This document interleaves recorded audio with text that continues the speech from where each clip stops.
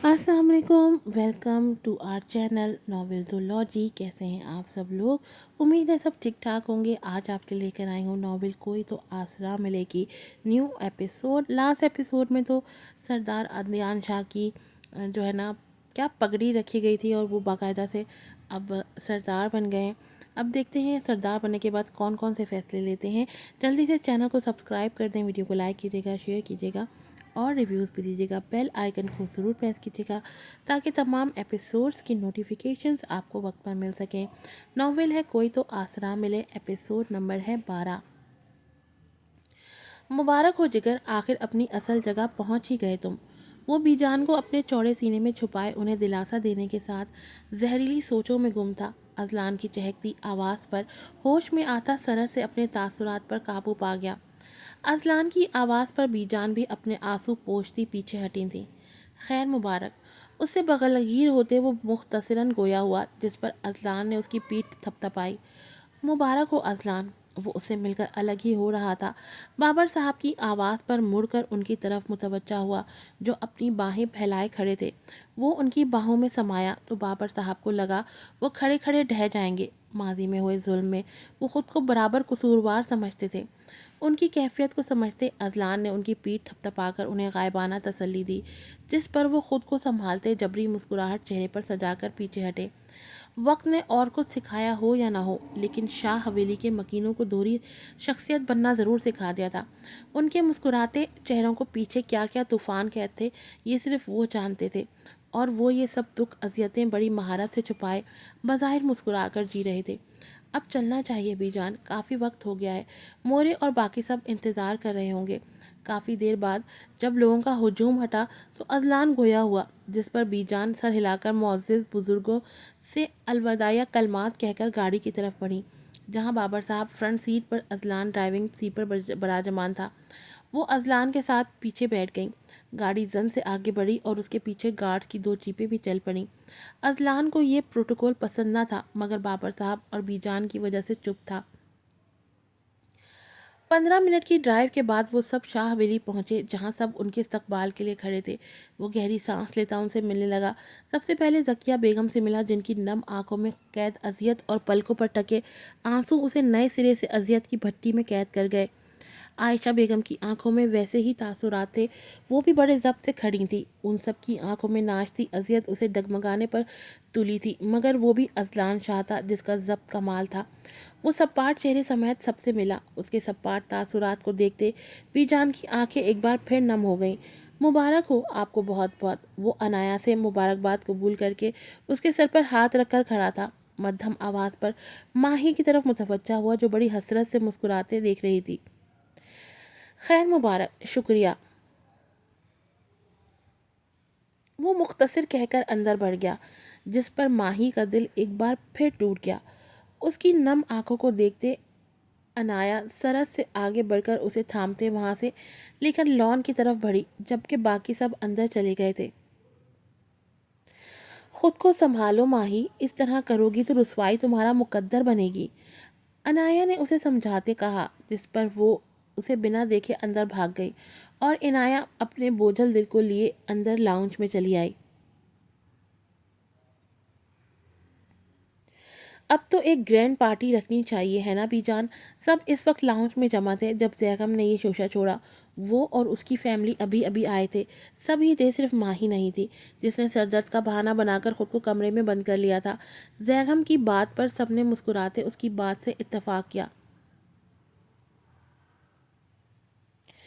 बिल्कुल होगा, आप बेफिक्र रहें, बीजान ने उसे दिलासा दिया, जिस पर वो सब याहू का नारा लगाते बड़ों को मुस्कुराने पर मजबूर कर गए। लेकिन कब होगा बीजान, जल्दी बोलें, और हम तीनों डांस भी करेंगे, सुन लें आप सब। सबसे ज़्यादा बेचैनी सैफ को थी, जिसने पूछने के साथ उन्हें वार्न भी किया कि उसे रोका ना जाए। इससे पहले बीजान बोलती बाबर साहब बोल उठे, मैं और अजलान कल फ़ौरन डीलिंग के लिए कराची जा रहे हैं, तो मेरे ख्याल में पार्टी हमारे आने के बाद रखी जाए तो ज़्यादा बेहतर होगा। क्यों बीजान, ठीक है ना? उन्होंने संजीदगी से कहकर बीजान की सलाह चाही, जिस पर वो अस्पात में सर हिला गई।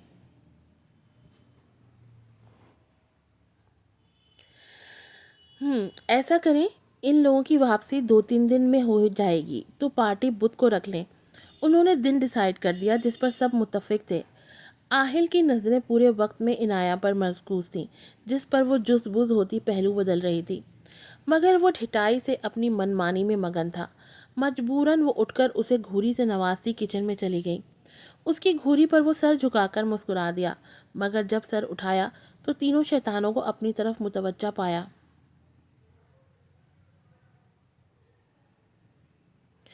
ویسے آہل بھائی، عنایہ آپی پہ براؤن کلر کو سوٹ نہیں کرتا ہے نا؟ کس نے کہا؟ وہ ہر رنگ میں اچھی لگتی ہے۔ اون شرارت سے بولا ہی تھا کہ وہ سرت سے نفی میں سر ہلاتا بول پڑا، پر جب ان کی معنی خیز نظریں خود پر مرکوز پائیں تو ہڑبڑا کر کال کا بہانہ کر کے ہال سے نکلتا چلا گیا۔ پیچھے وہ جاندار کہکہا لگاتے اس کی اسپیڈ پر ہنس رہے تھے۔ پھر ڈنر ہونے تک وہ ان کی نظریں خود پر محسوس کرتا رہا تھا۔ ڈنر کر کے سب سے پہلے کار میں بیٹھنے والا بھی وہی تھا۔ اذلان اور زیغم تو اس کی بدحواسی پر حیران تھے، مگر وہ انہیں کیسے بتاتا کہ اس کے پیچھے کون سی بلائیں پڑی ہیں۔